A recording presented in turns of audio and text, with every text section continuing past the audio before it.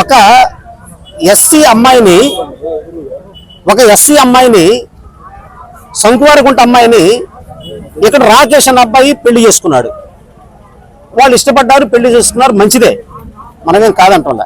కానీ ఇలాంటి పెళ్లి ఇప్పుడే జరిగిందా ఈ గ్రామంలో? ఈ గ్రామంలో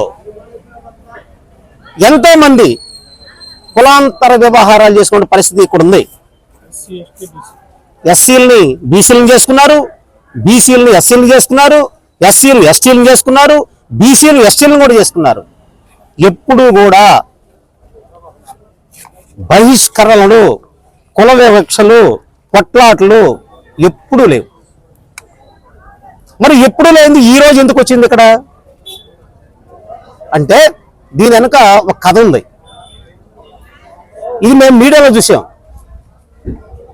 ఇక్కడ ఒక వ్యక్తి చాలా మంది దగ్గర డబ్బులు వసూలు చేశాడు.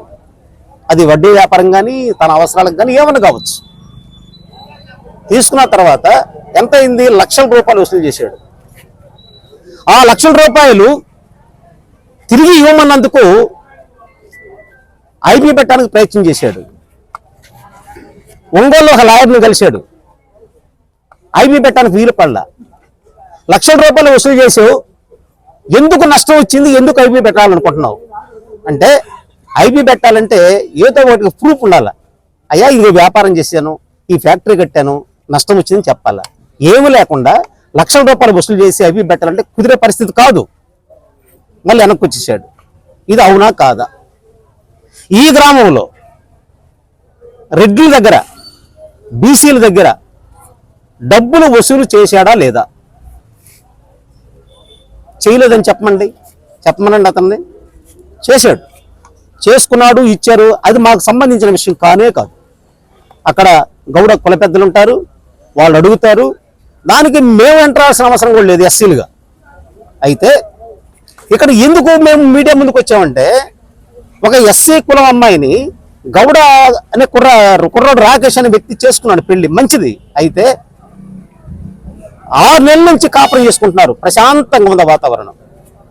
6 నెలల నుంచి పెళ్లి చేసుకొని ఆ కుటుంబం ఈ కుటుంబం ఎలాంటి గొడవలు లేకుండా సారీలు తెచ్చుకుంటా, ఆ బంధువులు ఈ బంధువులు కలుపుగా ఉండి ఐక్యంగా ఉండి కాపురం చేసుకుంటున్నారు, మంచిది. మేము కూడా సంతోషిస్తున్నాం.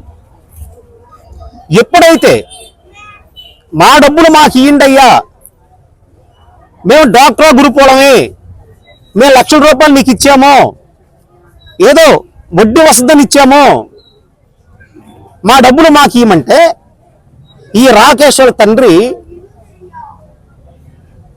బిల్లా చెన్నై దగ్గరికి పోయి ఒక కథ లేరు. రాకేష్ ఎవరు? సంకువారగుంట అమ్మాయిని చేసుకున్న వ్యక్తి. ఆ అమ్మాయి వాళ్ళ మామ అవుతాడు ఈయన. ఈ విధంగా ఫీల్డ్లోకి తీసుకొస్తే ఆ 60 లక్షలు 70 లక్షలు ఎగ్గొట్టడానికి ప్రయత్నం చేసినటువంటి వాస్తవం ఇది. కాదని చెప్పమనండి. దానికోసం అడిగితే బహిష్కరణ చేశారని చెప్తారా? పెళ్లి చేసుకుంది మీ ఇద్దరు, ఒప్పుకుంది మీ ఇద్దరు, బాగున్నారు. గౌడ కులానికే సంబంధం? గౌడ కులం ఎందుకు బహిష్కరణ చేస్తారు? బహిష్కరణ చేస్తే ఇక్కడ మేము మాల కమ్యూనిటీగా మేము ఉన్నాం, దాదాపు 500-600 ఓటింగ్ ఉన్నాం. అది మాకు చెప్పాల్సిన బాధ్యత మీకు లేదా? చెప్తే మేము మాట్లాడతాం వాళ్ళతోటి. ఇష్టపడి పెళ్లి చేసుకున్నారు, ఎందుకు బహిష్కరణ చేస్తారు? అంతకుముందు పెళ్ళిళ్ళు జరగలేదా? గౌడ కులానికి సంబంధించిన అమ్మాయి ఎస్సీ కాలనీలో ఉంది, కాపురం చేసుకుంటుంది. అప్పుడు ఏమన్నా బహిష్కరించారు వాళ్ళని? ఏమన్నా గౌడ కులం లేదు. మిగతా ప్రాంతాల్లో ఎస్సీల అమ్మాయిని చేసుకున్నారు. వాస్తవం జరిగేటువంటి సంఘటనలు ఇవన్నీ. ఆ కుటుంబాలను ఏమైనా బహిష్కరించారా? వాళ్ళ ఇళ్లలో గొడవలు ఏమైనా జరుగుతున్నాయా?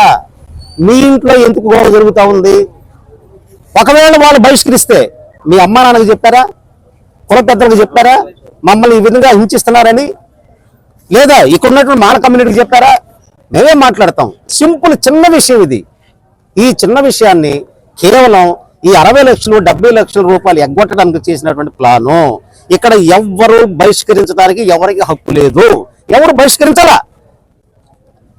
భారత రాజ్యాంగం ఆర్టికల్ 14, 15, 17, 18, 19 ఆర్టికల్ ఏం రాసి ఉంది? ప్రతి ఒక్కడు, ప్రతి కులానికి, ప్రతి మతానికి స్వేచ్ఛ ఉంది, మాట్లాడే హక్కు ఉంది, బహిష్కరించే హక్కు లేదు, బహిష్కరిస్తే కఠినమైన శిక్షలు పడతాయని భారత రాజ్యాంగంలో రాసి ఉంది. డాక్టర్ బాబాసాహెబ్ అంబేద్కర్ రాసి పెట్టాడు ఇవన్నీ. ఆ విషయం గౌడ కులంలో చదువుకున్న వాళ్ళకి తెలీదా? వాళ్ళు జ్ఞానవస్తులే, ఉద్యోగస్తులు ఉన్నారు, రాజకీయ నాయకులు ఉన్నారు. కేవలం ఇది కల్పితం. దీనివల్ల ఈ గ్రామంలో ముఖ్యంగా మాల కమ్యూనిటీకి మాకు ఇబ్బందిగా ఉంది. ఏ రోజు బీసీలు మేము కులపరంగా తిట్టుకున్నటువంటి సమస్యలు ఏమి లేవు. మరి ఈరోజు ఈ విధంగా ప్రచారం చేయటం మూలంగా మనస్పర్ధలు వచ్చే అవకాశం ఉంది. ఎవరైతే ఎస్సీలు బీసీలు పెళ్లిళ్ళు చేస్తున్నారో ఆ కుటుంబాల్లో గొడవలు వచ్చే పరిస్థితి ఉంది. దాన్ని కల్పించింది ఎవరు? బిళ్ళ చెన్నయ్య. మీ డబ్బుల విషయం మాట్లాడుకో, కడతాడో లేదు మీరు మాట్లాడుకోండి, మాకు అవసరం లేని సమస్య అది. అనవసరంగా కులాన్ని అడ్డం పెట్టి అట్రాసిటీ కేసులు పెట్టడం, డిపార్ట్మెంట్లకు ఫోన్లు చేయటం, డిస్టర్బెన్స్ చేయటం ఇది ఎప్పుడు లేదు. ఇట్లా చేస్తే ఖచ్చితంగా మేము కూడా కమ్యూనిటీ పరంగా యాక్షన్ తీసుకోవాల్సిన అవసరం ఉంటుంది. దయచేసి గ్రామాన్ని ప్రశాంతంగా బ్రతకనివ్వండి. ఇక్కడ కులాలు మతాలతో ఎవరు కొట్టుకోవటం లేదు, ఎవరు వివక్షత బహిష్కరణ జరగటం లేదు. దయచేసి చెన్నైకి విజ్ఞప్తి చేస్తా ఉన్నాం, ఇది కరెక్ట్ కాదు. నువ్వు ఎందుకు చేస్తున్నావు మాకు అర్థం కావటం లేదు. మా గ్రామం వచ్చి చిచ్చు పెట్టద్దు, మేము కలిసిమెలిసి ఉంటున్నాం. మరొకసారి ఇది కానీ పునరావృతం అయితే మేము కూడా దీని మీద ఒక పోరాటం చేయాల్సిన అవసరం ఏర్పడతా ఉంది. రాష్ట్రంలో ఎంతో మంది దళిత కాలాల మీద దాడులు జరుగుతున్నాయి, హింసలు జరుగుతున్నాయి. అక్కడికి పోయి చేయండి, వాస్తవాలు మాట్లాడండి. ఇక్కడ గౌడ కులంగా ఏదైనా హింసిస్తే, ఆ కుటుంబాన్ని ఏదైనా చేస్తే మేము కూడా మీతో కలిసి పోరాడతాం, మేము కూడా మీతో చేయగలుగుతాం. అనవసరంగా ప్రశాంతంగా ఉన్నటువంటి జీవన విధానాన్ని చిన్నాభిన్నం చేస్తే ఖచ్చితంగా మేము కూడా ఉద్యమాలు చేయాల్సిన అవసరం ఏర్పడతా ఉంది. దయచేసి గతంలో చెన్నయ్య ఈ గ్రామంలో నువ్వు ఒకసారి ఆలోచించు, చాలా మందికి చాంగట్లు పట్టి డబ్బులు ఎగ్గొట్టిన పరిస్థితి ఉంది. చాలా మందికి డబ్బులు ఎగ్గొట్టారండి. ఇది కరెక్ట్ కాదు. ఇది నువ్వు ఒక్కసారి వెనక తిరిగి చూసుకో. నువ్వు ఎందుకు చేస్తున్నావు? నీ పోరాటం ఎవరి మీద? ఎస్సీల మీద, బీసీల మీద, ఎస్టీల మీద చేస్తావు పోరాటాలు. ఎస్సీల మీద బీసీలు జరుగుతున్నట్టు దాడుల గురించి మాట్లాడండి. మీరు వాళ్ళ మీద పోరాటాలు చేయండి, వాళ్ళకి న్యాయం చేయండి. కానీ రాజుపాలెంలో అలాంటి పరిస్థితి లేదు. కావాలంటే వెంకయ్య అనే వ్యక్తి ఎవరెవరి దగ్గర ఎంతంత వసూలు చేయడం మా దగ్గర లిస్ట్ ఉంది, వాళ్ళని అడగండి. మా దగ్గర లిస్ట్ ఉంది. వాస్తవాలు లేకుండా మేము మీడియా ముందుకు రావట్లే, వాస్తవాలు మా దగ్గర ఉన్నాయి. నువ్వు ఎక్కడెక్కడ ఏం జరిగిందో మాకు తెలుసు. దయచేసి ఆ అమ్మాయి జీవితాన్ని నాశనం చేయొద్దు. వాళ్ళ రామచందర్ గౌడ్, మాది రాజుపాలెం. నేను గౌడ్ కులానికి సంబంధించినటువంటి జిల్లా అధ్యక్షుడిని. మాది ఈ ఊరే, సొంతూరే. ఇక్కడ ఈరోజు మీడియా ముందుకు రావడానికి ప్రధానమైన ఒక కారణం, ఒక 4-5 రోజుల నుంచి మీ మీడియా ద్వారా కొందరు వ్యక్తులు రాజుపాలెం మీద, గౌడు సంఘం మీద చేస్తున్నటువంటి ఒక అబద్ధపు ప్రచారాన్ని మేము సోదరులు, మా గ్రామంలో ఉన్నటువంటి మిగతా సోదరులు కలిపేసి, మేము ఎస్సీ మాల వర్గానికి సంబంధించినటువంటి నాయకులు మరియు సోదరులు మేము అందరం కలిపేసి మీ ముందుకు రావడం జరిగింది. ఇక్కడ మీ మీడియా ద్వారా జనాలకి నేను ఒకటే మనవి చేసుకుంటా ఉన్నాను. మా ఊరు చాలా ప్రశాంతమైన ఊరు. మండలంలో ఈ 15 గ్రామాల్లో రాజుపాలెం అంటే చాలా ప్రశాంతంగా అన్ని కులాలు ఉన్నాయి.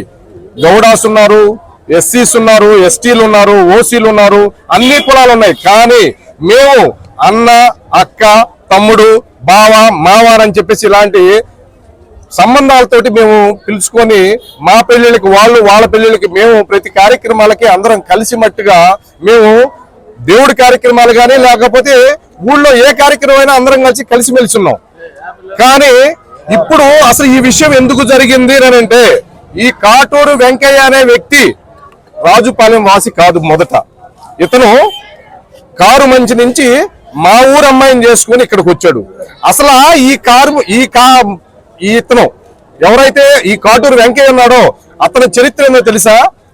వాళ్ళ నాన్న కైతేపల్లి వాళ్ళ ఇంటి పేరు, కానీ ఆస్తి కోసం ఇతను కాటూరుగా మార్చుకున్నాడు. అంటే ఇతనికి ఆస్తి అంటే ఎంత మక్కువ. చిన్నప్పటి నుంచి ఇతను ఒక వ్యూహం ప్రకారం రాజుపాలెం వచ్చి మంచిగా నటిస్తూ 4 ఉంగరాలు పెట్టి చైన్ వేసుకొని జేబులో డబ్బులు కట్టలు పెట్టుకొని అందరిని మంచిగా నమ్మిస్తూ ఒక ముఠా కట్టి ఆడవాళ్ళని కూలికి తీసుకెళ్తూ వాళ్ళందరి దగ్గర నేను మీకు ఖచ్చితంగా డబ్బులు వడ్డీకి నా చేతికి ఉండే తక్కువ వడ్డీకి ఇతను మాత్రం వెళ్ళి కొత్తపట్నంలో రోజువారీ వడ్డీలు వారం వడ్డీలకి మార్చుకుంటూ ఈ విధంగా వడ్డీ వ్యాపారం చేస్తున్నాడు. అతని పేరు కాటూరు వెంకయ్య కదా. మా ఊర్లో కాటూరు వెంకయ్య అంటే ఎవరు చెప్పరు, వడ్డీ వెంకయ్య అనే చెప్తారు. కాబట్టి అతను 25-30 సంవత్సరాలుగా నమ్మకంగా నమ్మించి దాదాపు 60-70 లక్షల్ని అతన్ని రాజుపాలెంలో కలెక్ట్ చేశాడు. ఈ కలెక్ట్ చేసిన డబ్బుని మీరు ఒక్కటి ఆలోచించండి. నిన్న వారు ఎస్పీ ఆఫీస్ దగ్గరే మీడియా ముందు వాళ్ళు మాట్లాడిన మాటల్ని మీరు కొద్దిగా కానీ ఆలోచిస్తే ఇది అతను ఎంత అబద్ధపు ప్రచారాన్ని మా మీద నెట్టాడో మీకు ఒకసారి అర్థమవుతుంది.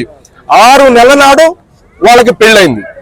ఏదన్నా మాకు అబ్జెక్షన్ ఉంటే 6 నెలల నాడే మేము ఊళ్ళో బహిష్కరిస్తాం కదా, మీటింగ్ వేసుకొని పిలిపిస్తాం కదా. మాకేం అవసరం? మా ఊర్లో ఏమన్నా మాల కమ్యూనిటీకి గౌడు కమ్యూనిటీకి ఏమన్నా మొదటి పెళ్ళ? దాదాపు 4 సంవత్సరాల నుంచి కారు మంచులో 2 అమ్మాయిలు చేసుకున్న మా గౌడాస్కి, ఈత మొక్కల్లో ఒక ఎస్టీ అమ్మాయిని చేసుకున్న మా గౌడాస్కి, రాజుపాలెం గౌడాస్కి.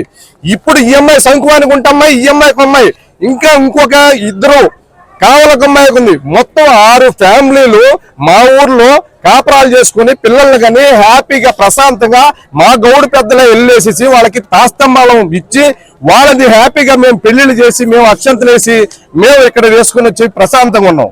అన్నల తమ్ముళ్ళగా కలిసిపోయిన మాకు ఈ యొక్క వడ్డీల వెంకయ్య అనే వ్యక్తికి ఒక దుర్బుద్ధితోటి ఈ యొక్క బిళ్ళా చెన్నై దగ్గరికి అప్రోచ్ అవడం జరిగింది. ఆ బిళ్ళా చెన్నై గారి సహకారంతో ఆయన ఏం చెప్పాడో ఈయనేం అడిగాడో మాకు తెలియదు. ఈ చెన్నై అనే వ్యక్తిని చూపించి ఈ యొక్క కులం కార్డు అనే ఒక దాన్ని మాకు తీసుకొచ్చి ఈ డబ్బులందరినీ ఎగ్గొట్టడం కోసం, మమ్మల్ని భయభ్రాంతులు చేయడం కోసం మా మీద ఎస్సీ ఎస్టీ అట్రాసిటీ కేసులు బనాయించి మమ్మల్ని, మీరు ఒక చిన్న విషయం, మేము కుల పెద్దలుగా మాకు ఒక అమ్మాయి దగ్గర 12 లక్షలు తీసుకున్నాడు, నేను ఇచ్చాను, నేను పలానా దగ్గర ఇచ్చానని చెప్పేసి ఒక మోగబ్బాయి భార్య మా కులానికి పెద్దలకు చెప్పుకోవడం జరిగింది. ఆ విషయాన్ని నేను తీసుకోలేదని ఇతను చెబుతూనే నేను ఐపీ దాఖలు చేశాను 4 నెలల నాడు. కావాలంటే నేను 4 నెలల నాడు ఐపీ దాఖలు చేస్తే నేను ఈ అమ్మాయికి బాకీ అయితే నేను దాంట్లో ఇతని పేరు ఉంది కదా అని చెప్పేసి మా దగ్గర రికార్డులు ఉన్నాయి. అంటే ఇతను ఈనాడు కాదు 4 నెలల నుంచి ఒక వ్యూహాత్మకంగా వీళ్ళకి డబ్బులు ఎట్టాక్ కొట్టాలనే విషయం మీద ఇతను బ్రీఫ్ గా దీన్ని చేస్తున్నాడు. అంతలోకి ఈ బిళ్ళా చెన్నైని తీసుకొచ్చేసి మా మీద చేయడం జరిగింది. మేము ఒకటే చెప్తున్నాం, మా కులంలో కుల మతాలు ఏ ఈక్వేషన్స్ లేవో, మేము అందరూ సోదర భావంతో కలిసి ఉన్నాం. కాబట్టి దయచేసి చెన్నై గారు, మా ఊర్లో మీరు ఎన్ని అపోహలు సృష్టించినా మేము అన్నదమ్ముళ్ళు కానీ కలిసి ఉంటాం. మేము ఎవరిని విలేయాల్సినంత అవసరం లేదు. మేము ఇంకా ఎంతమందినైనా సరే మేము వాళ్ళని మేము కూడా బియ్యం అందుకొని మేము కలిసి మెచ్చడం. ఆధునిక యుగంలో ఇంకా కులాలు కుంపట్లు అని చెప్పేసి నీలాంటి స్వార్థ పనులకే కానీ మా లాంటి వాళ్ళు ఎవరో మేము ముందుకు వెళ్ళమని చెప్పేసి మేము మనవి చేసుకుంటూ, దయచేసి సమాజం నమ్మండి. ఇది ఊర్లో ప్రతి ఒక్కరికి తెలుసు, ఏమని ఇది ఫేక్ న్యూస్ అని చెప్పేసి. కానీ బయట ప్రపంచానికి మీ ద్వారా మేము విన్నవించుకుంటున్నాం, రాజుపాలెం ఊర్లో ఏమీ జరగలేదు. మేము రేపు అందరూ కలెక్టర్ గారి దగ్గరికి వెళ్ళి, ఎస్పీ గారి దగ్గరికి వెళ్ళి మా బాధల్ని మమ్మల్ని హింస పెడుతున్నాడు, ఈ విధంగా మా మీద ఫేక్ సృష్టించాడు అని చెప్పేసి మేము చెప్పుకోవడానికి మేము గుర్చి మాట్లాడుకుంటే, ఈ రోజు ఆర్డీఓ గారికి, జేసీ గారికి వీళ్ళందరికీ ఫోన్లు చేసి వాళ్ళు మా గ్రామం మీద పంపించేసి, చూసారా మా తడాక, ఇదిగో పేపర్లు ఇలా వస్తుంది, మేము రాష్ట్ర స్థాయిలో ఉద్యమం చేస్తాం. రాష్ట్ర స్థాయిలో ఉద్యమం చేసే వ్యక్తికి ఎస్పీ గారి దగ్గరికి వెళ్తే ఎంతమంది రావాలి? ఈ రోజు మీడియా వస్తే ఎంతమంది ఉన్నారు? రేపు మేము కలెక్టర్ గారి దగ్గరికి, ఎస్పీ గారి దగ్గరికి వెళ్ళేటప్పుడు మా దగ్గర ఎంతమంది ఉన్నారు? మీ ఊర్లో, ఈ ఊర్లో మాల సామాజిక వర్గం లేదా? ఇక్కడ లేరా? 500 గడప ఉంది మా ఊర్లో. నిజంగానే అమ్మాయికి అన్యాయం జరిగితే నువ్వు ఒక జిల్లా నాయకుడిగా, ఒక రాష్ట్ర నాయకుడు అని చెప్పుకొని తిరుగుతున్నావు. నాయకుడనే వాడు వచ్చేసి ఇక్కడ ఉన్న మన సామాజిక వర్గాన్ని కలుపుకొని అవతల సామాజిక వర్గం పెద్దలు పిలిపించి వాళ్ళతో మాట్లాడి నిజం అబద్ధం అని తెలుసుకోవాల్సిన బాధ్యత నీకు లేదా? వేగ్గా ఏదో చెప్తే మాట్లాడేసి ఉన్నది భయపెట్టాలంటే ఎవరు భయపడే వాళ్ళు ఎవరు లేరు. దీన్ని ఎలా పోరాడాలో మేమందరం కలిసికట్టుగా పోరాడతామని చెప్పేసి ఈ సందర్భంగా మీ అందరికి మనవి చేసుకుంటూ మీ దగ్గర సెలవు తీసుకుంటాను. నా పేరు వెంకటేశ్వర్లు, లింగగుంట. ఈరోజు దీన్ని మీడియా ముందుకు రావడానికి కారణం, ఈ మా ఊరు ఎస్సీ, మేము బీసీ మా అమ్మాయిని వాళ్ళు చేసుకున్నారు. దీని గురించి ఆ బిల్లా చెన్నయ్య అనే అతను వడ్డీ లంక అనే అతను అక్కడికి పోయి ఇది ఆ డబ్బులు అడిగే వాళ్ళని ఆ పేరు ఎస్సీ ఎస్టీలో పేరు కేసు పెడితే బెదిరిపోయి ఈ డబ్బులు అడగకుండా ఉంటారని ఈ చెన్నయ్య చేసిన పని. చెన్నయ్యకి ఇప్పుడే చెప్తున్నాం, మా ఊర్లో ఎస్సీలు మేము కూడా ఉన్నాం. నీ మొన్నూరులో నువ్వు చల్లవు, మా ఊరు వచ్చి నువ్వు చేసేది ఏంది? మేమున్నాం, మేము 600-500 కడప ఉన్నాం. మాకు ఉండేవాళ్ళు మమ్మల్ని వచ్చి సంప్రదించండి, మమ్మల్ని పిలిచి ఇట్లా జరిగిందంటే ఏందయ్యా అని మమ్మల్ని సంప్రదించకుండా నువ్వు వచ్చి మా ఊర్లో నువ్వు చేసేది ఏంది? మా ఊరిని అప్రతిష్ట పాలు చేయటం. అది చెన్నయ్య గారికి ఇదే మనవి. ఇంకొకసారి మా ఊరి గురించి ఇట్లా కానీ చేస్తే ఊరుకునేది లేదు. ఇది ఒడ్డు ల్యాంకీని మాత్రం నువ్వు వెనకేసుకొని వస్తే మాత్రం మాల సామాజిక తరపున మేము నిన్ను మాత్రం పడతాం. అది యాదవ్ రాజుపాలెం. ఇక్కడ ఈరోజు మీ ముందు రావడానికి గల కారణం ఏంటంటే, ఒక వడ్డీ లంక అనే వ్యక్తి గత 20 సంవత్సరాల నుంచి ప్రతి ఒక్క రైతు దగ్గర, ఆడవాళ్ళు తెలియకుండా మగవాళ్ళ దగ్గర, మగవాళ్ళు తెలియకుండా ఆడవాళ్ళ దగ్గర, ఇటు గ్రూపుల దగ్గర, రైతుల దగ్గర, కనపడిన వ్యక్తి దగ్గర అప్పులు చేసి గత 50-60 లక్షల రూపాయలు తిరిగి ఇవ్వలేక ఆడుతున్నటువంటి నాటకం ఇది. ఇది 2 కుటుంబాల సమస్య కాదు, ఒక ఫైనాన్స్ మ్యాటర్. అతను తిరిగి డబ్బులు ఇస్తే రైతులకి ఈ రోజు ఇంత సమస్య రాదు. అతని దగ్గర జనాలు తీసుకున్నటువంటి డబ్బులు తిరిగి ఇవ్వలేక ఈ రకంగా నాటకం ఆడుతుందని నా అభిప్రాయం. ఎస్సీ ఎస్టీ బీసీలు అందరం కలిసి ఒక అన్నదమ్ముల లాగా, ఒక బాబాయ్ లాగా, ఒక మామూలు లాగా ఉంటామే తప్ప మేము ఎవరు ప్రతీకారాలు లేవు. మొన్న జాలం చెట్టుగా జరిగిన సందర్భం ఏంటంటే, ఇక్కడ మేమంతా గౌడస్ పెద్దలు ఉన్నాము. ఇది మీ కుటుంబానికి మా కుటుంబానికి సమస్య కాదు, ఒక ఆడపిల్ల జీవితాలకు సంబంధించిన సమస్య కాదు. ఇది వడ్డీలు తీసుకున్నాడు, మా డబ్బులు మాకు తిరిగి వాళ్ళని ముక్కు మాధవి గత కొంతమంది కాగితాలు తీసుకొచ్చి చూపించి అడగగా తప్పించుకొని వెళ్ళిపోయినాడు. బిల్లా చెన్నై ద్వారా ఇతను అడ్డం ఉండి నాటకం ఆడుతున్నాడు. ఇది ఫైనాన్స్ మ్యాటర్ తప్ప 2 కులాలకు సంబంధించిన సమస్య కాదు. మా ఊర్లో అందరూ హ్యాపీగానే ఉంటున్నాం.